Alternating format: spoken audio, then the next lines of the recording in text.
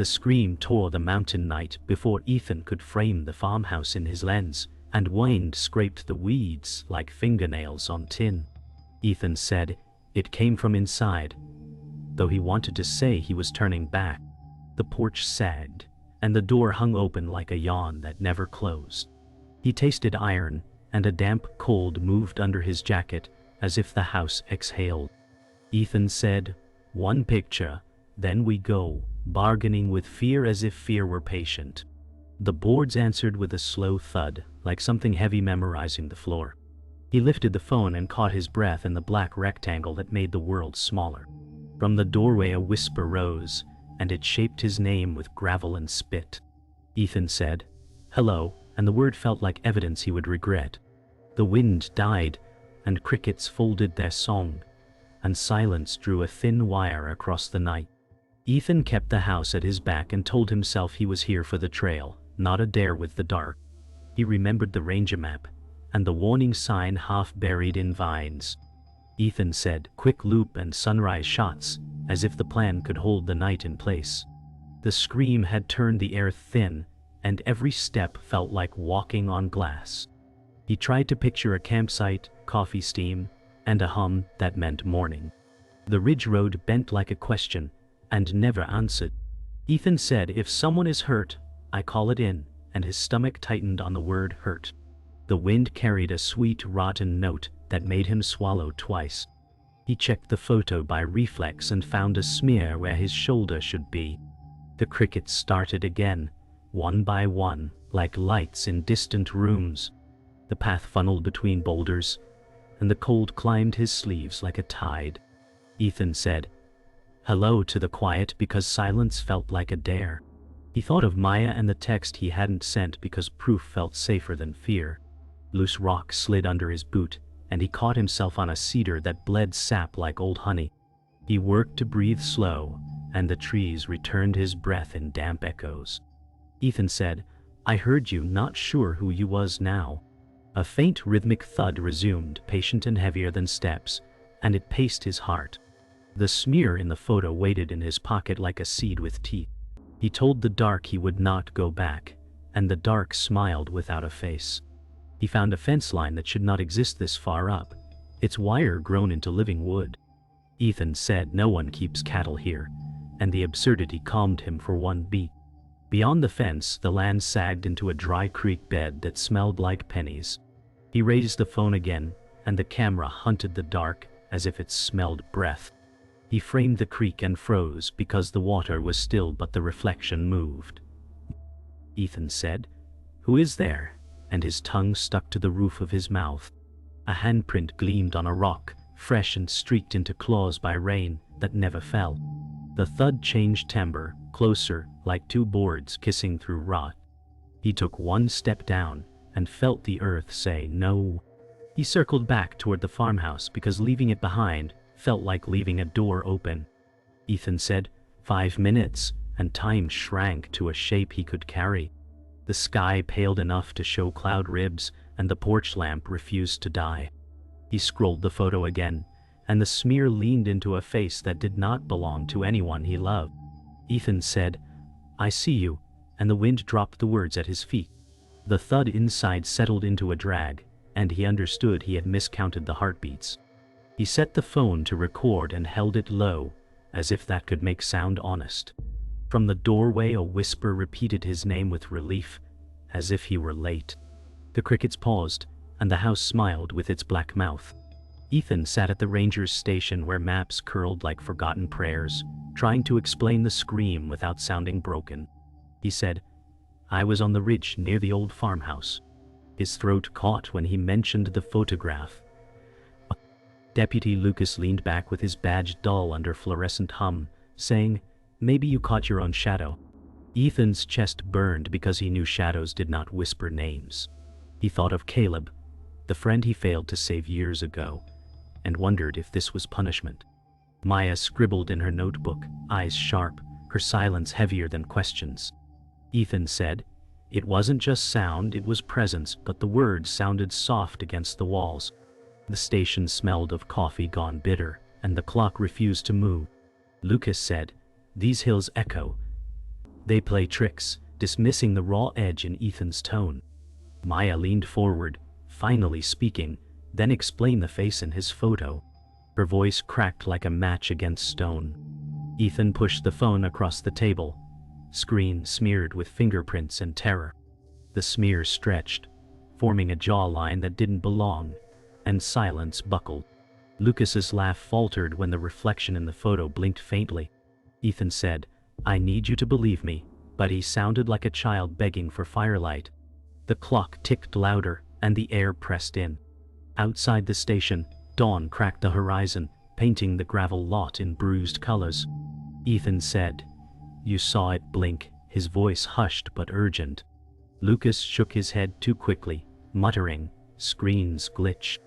Maya snapped her notebook shut, saying, "Screens don't drag sound." Ethan's stomach turned because her certainty felt like a verdict. A crow shrieked from the wires above, and its echo stitched into the silence. The wind carried wood smoke, and something sweetly rotten, the same note from the creek. Ethan said, "It followed me here," and his breath came short. Maya's eyes narrowed, as if she already knew more than she admitted. They followed the ridge back toward the farmhouse, gravel crunching under hesitant boots. Lucas said, "We'll find tire tracks, maybe squatters," but his voice lacked its usual iron. Ethan felt the photo heavy in his pocket, every step sensing with the memory of the thud. Maya snapped pictures of the ground, saying, "If something's there, we'll catch it." Her calm rattled Ethan more than anger would. The trees leaned too close, and the wind died suddenly, as though listening. Ethan said, "We shouldn't be here," and silence answered. Their breaths sounded borrowed, too loud for the morning. The farmhouse stood where it had before, unchanged but heavier in its silence. Ethan said, "It's waiting," and his teeth clicked on the word. Lucas muttered, "It's wood and nails," though his hand hovered near his holster. Maya lifted her camera, snapping the porch, the sagging boards, the black doorway. The shutter echoed like a cough from inside. Ethan's skin crawled because the house seemed to lean toward her. He said, "Don't go in," his voice trembling into the fog. Maya's eyes never left the viewfinder, whispering, "It wants to be seen." The air chilled as though the house smiled. The farmhouse groaned when they stepped inside, the air thick with mildew and rusted iron. Ethan said, "The sound came from here," his voice thinner than he meant. Lucas swept his flashlight, beams cutting through dust like knives through smoke. Maya's camera clicked, each shutter burst like a heartbeat. She whispered, "Look at the floor," and they saw drag marks leading to the cellar door. Ethan's palms grew wet, and the phone in his pocket buzzed though no call appeared.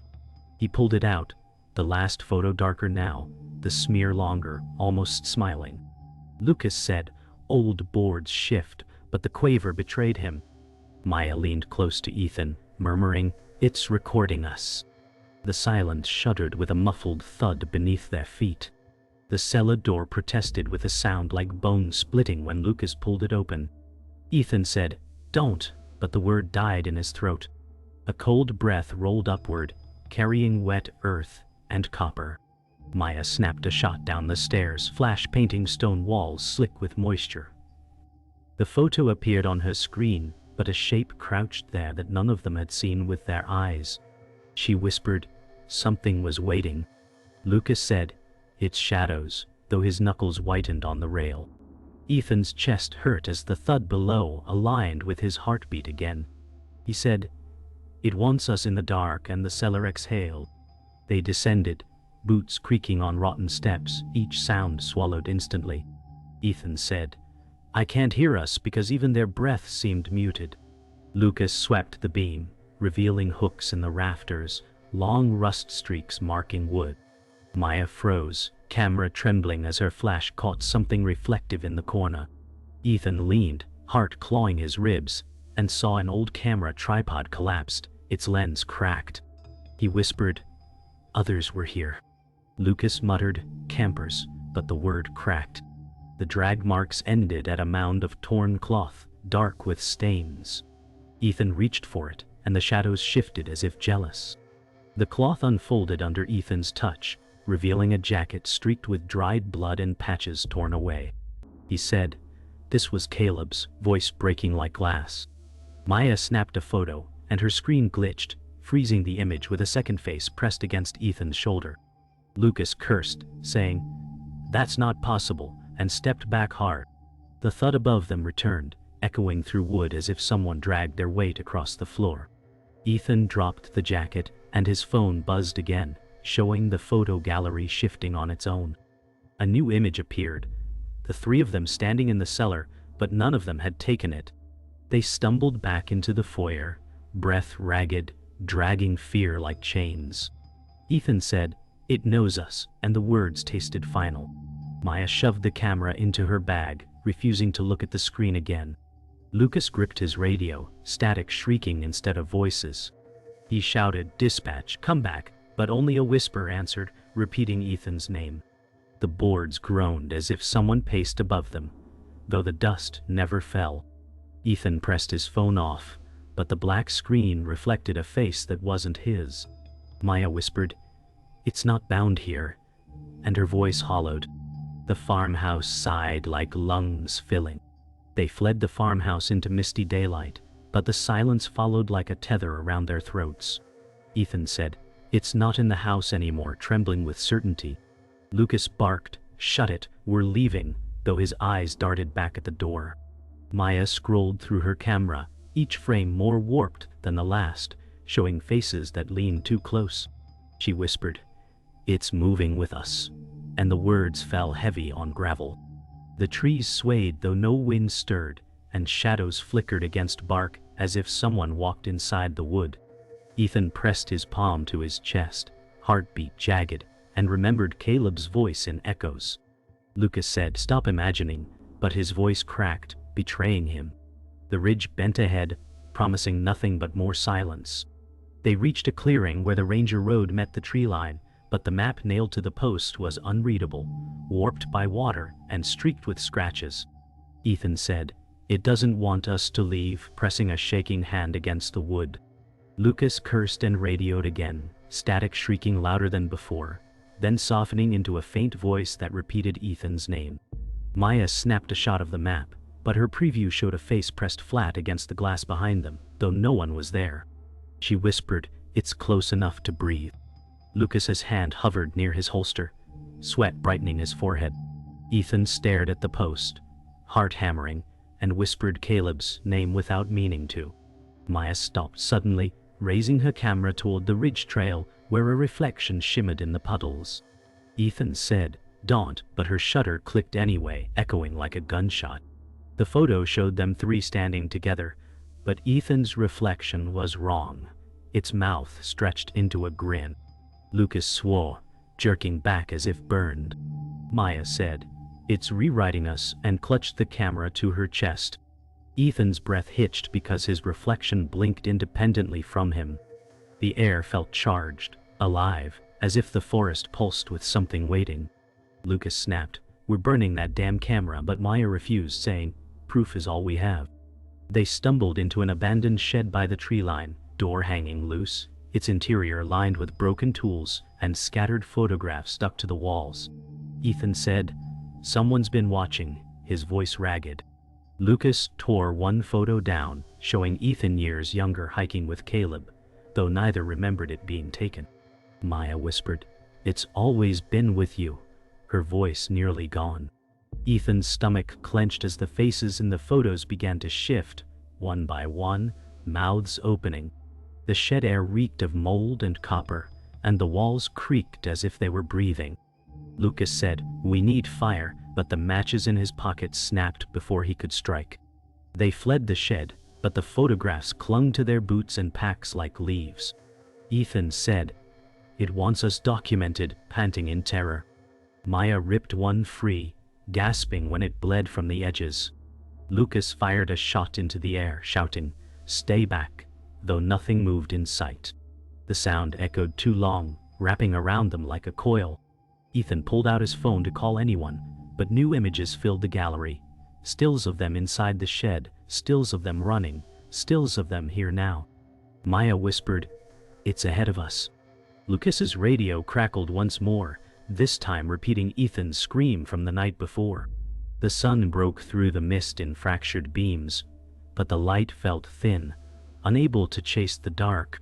Ethan said, "It's not following, it's inside the pictures." Maya's face drained of color as she scrolled through her shots, each frame warped worse than the last. Lucas muttered, "That's not possible," but the tremor in his hand betrayed him. Ethan's stomach turned when one photo showed Caleb's face, aged, jaw crooked, stitched with others. Maya whispered, "It's building itself," as her breath caught. Lucas swore and kicked at the dirt, eyes darting for an exit that didn't exist.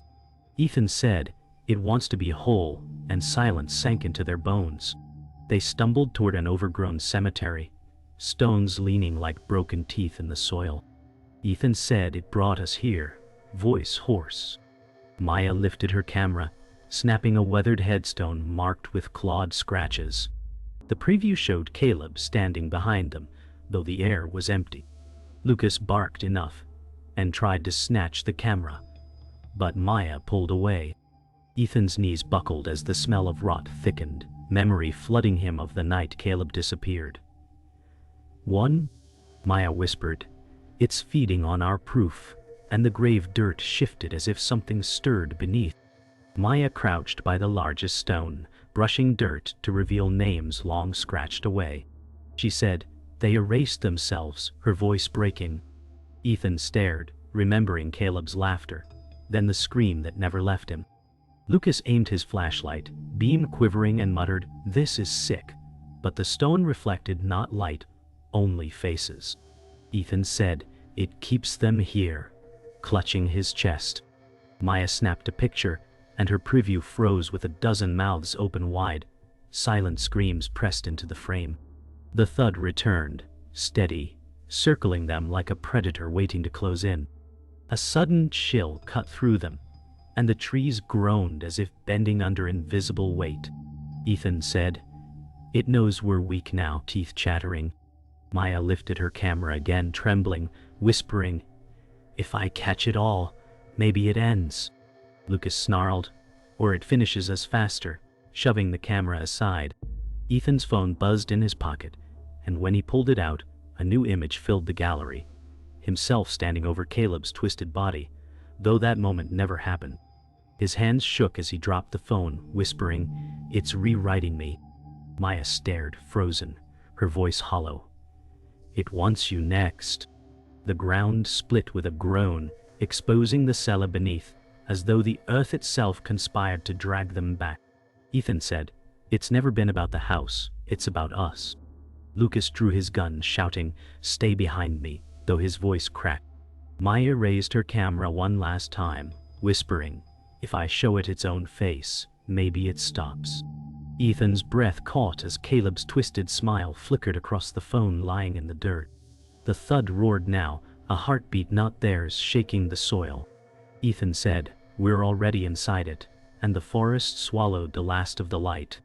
The earth yawned open, revealing the farmhouse cellar beneath the forest floor, its mouth breathing fog. Ethan said, "We end it here," though his voice faltered like brittle glass. Lucas drew his gun, whispering a prayer he didn't finish. Maya steadied her camera, muttering, "If it wants to be seen, then I'll blind it with itself." Ethan's phone buzzed in his hand, displaying a photo of them entering the cellar, though they hadn't moved yet. Lucas barked, "Don't look." But it was too late. The whisper rose, layered voices calling Ethan's name, in tones of grief, anger, and hunger. He stepped to the edge, heart slamming like fists on doors that wouldn't open. The ground shook as though something below wanted free. They descended into the open cellar, their footsteps echoing in ways that didn't match their rhythm. Ethan said, "It's recording us now," shivering.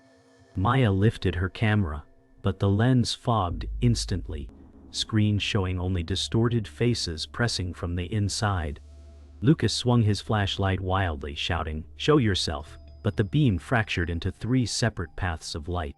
Ethan's phone buzzed again, and a new gallery appeared, filled with stills of them screaming though their mouths were shut. Maya whispered, "It's ahead of us," and the dark trembled. The thud returned, now directly beneath their feet, a living heartbeat made of boards and stone. The corridor bent into a chamber where photographs carpeted the walls, thousands of faces staring hollow-eyed. Ethan whispered, "It's everyone it's taken," his voice thin. Maya raised her camera, hands shaking, saying, "If it feeds on photos, maybe we can trap it in one." Lucas said, "Or it'll trap us." But even his doubt cracked. Ethan pulled out his phone and aimed the lens, his chest aching with Caleb's memory. A whisper pressed against his ear, Caleb's voice saying, "Join me." Ethan said, "Not yet," and pressed record. The chamber groaned as faces stretched, mouths widening, shadows reaching. The walls pulsed like lungs, the photographs rippling, each face screaming silently. Ethan said, "Now," and snapped his phone camera as Maya fired her DSLR shutter. The flashes collided, blinding the chamber, in white. Lucas shouted, "It's in the lens," as his gun fell from his hand. Ethan's phone screen bloomed with a new image, a composite figure, Caleb's face sewn from dozens of others, smiling wide. The chamber shuddered, stones cracking as if rejecting the weight of the entity. Maya gasped, "It's binding itself," and dropped her camera. Ethan clenched his phone as if crushing it could erase what stared back. The entity surged forward from the photographs, its form broken, stitched faces opening and closing like mouths gasping. Ethan shouted, "It only exists if we keep it," and raised the phone. Lucas screamed, "Destroy it," grabbing his arm. Maya yelled, "No, trap it inside," their voices clashing with the echoing whispers. Ethan pressed the shutter, and the entity froze mid-lunge, its faces snapping into stillness, imprisoned in pixels. The chamber walls cracked and collapsed, dust drowning the air.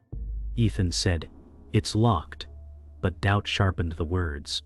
The phone glowed faintly, the composite face pressing against the screen, smiling. The cellar collapsed behind them, sealing the dark, but the weight of silence clung like chains. Ethan said, "It's over," though his hands trembled around the glowing phone. Lucas staggered, coughing dust, whispering, "We buried it." Maya shook her head, her voice hollow. "We didn't bury it, we carried it." The forest was still, but every tree seemed to watch, bark lined with faces invisible, until glimpsed too long. Ethan shoved the phone into his pack, but the heat pressed through fabric, heartbeat steady.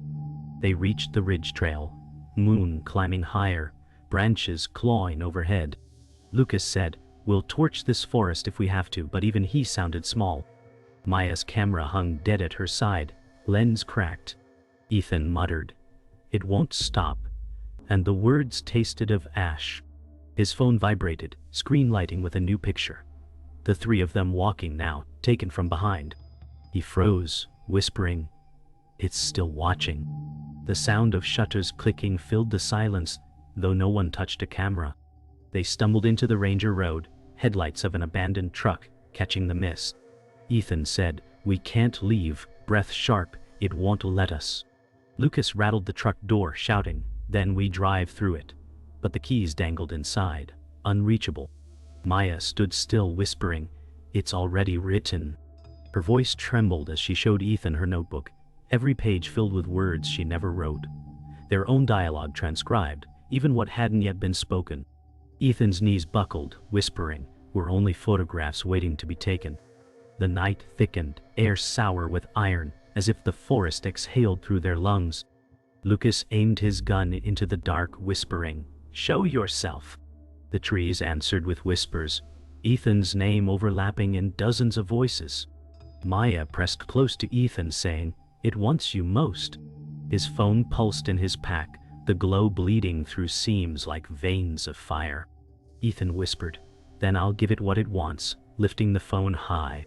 The screen showed a live feed of his own face, smiling though he was not. The final silence came as the phone shutter clicked on its own, freezing them in one last frame. Ethan gasped, "It's finished us," his voice almost gone. Lucas lunged, shouting, "Smash it!" But the phone screen flared, showing all three of them smiling in the dark, eyes black. Maya screamed, "It's ahead of us now," before the sound cut sharp, swallowed. The forest fell still, but the phone lay glowing faintly, screen pulsing with new images of the clearing, taken from inches behind them. The shutter sound lingered, though no camera remained.